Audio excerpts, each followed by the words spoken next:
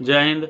बिहार में 28 जनवरी 2024 को मतलब आज से 10 दिन पहले बिहार में फिर से बीजेपी और जदयू का गठबंधन का सरकार बना है, जिसमें कि मंत्रिमंडल पद का भी गठन हो चुका है। किसी को स्वास्थ्य विभाग, किसी को जो है कृषि मंत्री, किसी को गन्ना मंत्री, तो किसी को जो है वह शिक्षा मंत्री बनाया गया। कोई बीजेपी के लोग हैं, कोई जदयू के लोग हैं, कोई जीतन राम मांझी के हम पार्टी के लोग हैं। तो इस तरीके से बिहार में मंत्रिमंडल का भी गठन हो चुका है।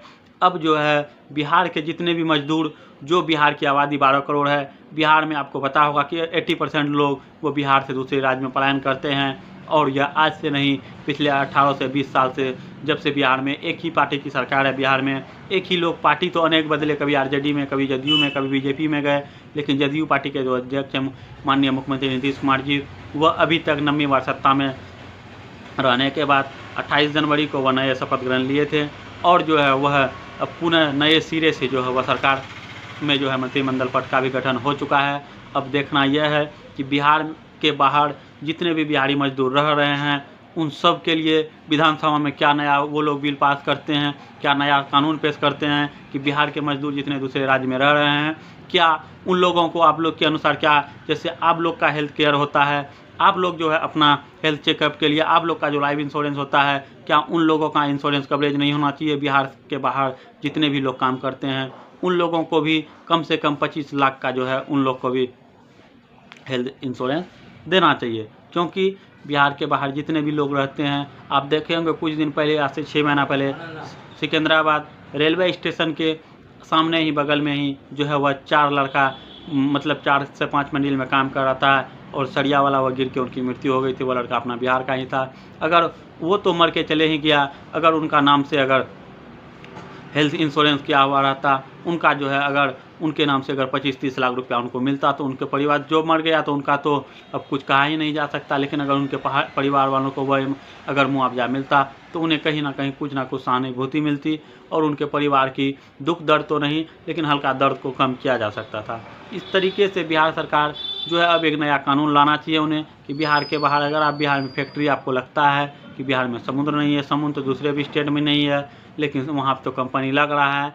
आपको पता होगा कि अपना भारत की राजधानी नई दिल्ली में सब कंपनी का हेड वह दिल्ली में ही है। अपना जितना भी मैन्युफैक्चर होता है वो सब का जो है आप देखे होंगे दूसरे स्टेट से सामान दिल्ली पहुंचता है, वहाँ जो है उनका मॉडिफाई किया जाता है। इस तरीके से अपना भारत के बहुत सारे स्टेट हैं जहाँ की समुद्र नहीं है और वहाँ कल कारखाना धड़ल्ले से लग रहा है। तो बिहार सरकार को भी अब कोशिश करना चाहिए, क्योंकि आप सरकारी गवर्नमेंट, बिहार की आबादी 12 करोड़ है, सरकारी नौकरी आप 12 करोड़ लोग को नहीं दे सकते हैं, यह बात आप भी कहीं ना कहीं जानते हैं।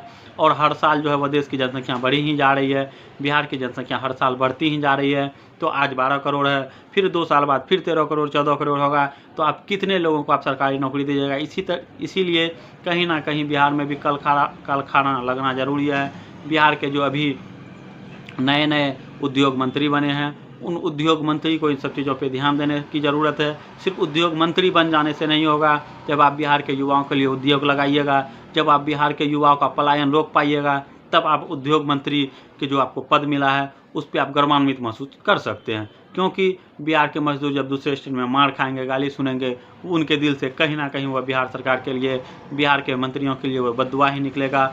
और जो भी गरीब मजदूर दूसरे स्टेट में रह के मार खाते हैं, अगर उसका बददुआ आपको लगेगा तो फिर आपके साथ भी आने वाले इलेक्शन, 24 में इलेक्शन है, 25 में फिर से विधानसभा का इलेक्शन है बिहार में, वहाँ कहीं ना कहीं समस्याएं नज़र आ सकती है। तो इन सब चीज़ों को देखते हुए नए मंत्रिमंडल पद का गठन हुआ है और बिहार सरकार जो है वो एक नए सिरे से मंत्रिमंडल का पद का गठन किया है। अब देखना यह है कि बिहार की जो स्थिति है वह स्थिति बदलती है कि नहीं।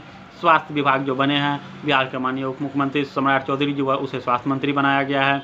स्वास्थ्य विभाग का जो है वह काम उन्हें दिया गया है। तो स्वास्थ्य मंत्री अब देखते हैं किस तरीके से अपने काम करते हैं। जिस तरीके से बिहार में एक कुत्ता और एक बिहारी गरीब का स्थिति कोई ज़्यादा अंतर नहीं है। आप देखते होंगे 10 बजे 11 बजे रात में आप स्टेशन जाइए, 10-11 बजे रात में आप हॉस्पिटल जाइए, देखिएगा कि अंदर में सोने के लिए जगह नहीं है।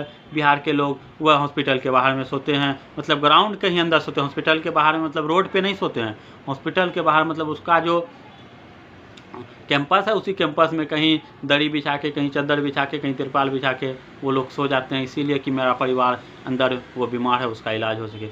तो इन सब स्थिति को बदलने की ज़रूरत है। बिहार के जो नए मंत्रिमंडल पद का गठन हुआ है, उन सभी को, जितने भी नेताओं को नए नए मंत्रिमंडल पद मिला है, सभी पार्टी को, उन सब का अपना दायित्व ईमानदारी और निष्ठापूर्वक निभाना चाहिए। क्योंकि जब आप लोग 28 जनवरी को राज्यपाल के सामने यह जब शपथ लिए थे कि मैं ईमानदारी और सच्चा निष्ठा के साथ मैं बिहार की जनता का सेवा करूंगा, तो वह सेवा आप दिखाने का समय आ गया है। अभी भी बिहार की राजनीति में 2025 में इलेक्शन है, अभी 1.5 साल बाकी है, और आप लोग 1.5 साल में कुछ ऐसा करके दिखाइए ताकि आने वाले इलेक्शन में बिहार के लोग आपको चाहे, बिहार के लोग आपको चुनने का काम करें। क्योंकि बिहार के स्थिति वह कहीं भी किसी से छिपी भी नहीं है। हम बिहारी मजदूर जहाँ भी दूसरे स्टेट में जाते हैं, हमारे साथ कोई अच्छा काम नहीं होता है। अभी आप देखेंगे कुछ ही दिन पहले तमिलनाडु के एक मंत्री ने बोला था ना कि बिहारी मजदूर यहाँ आते हैं, वो टॉयलेट और बाथरूम साफ करते हैं। आप सोचिए कि हम बिहारियों की दूसरे स्टेट में इतनी इज्जत रह गई है कि वह बोलता है कि बिहार के लोग आते हैं यहाँ बाथरूम और टॉयलेट साफ करते हैं। उस सामने रहता, उसका छाती एक बत्ती तोड़ देना था।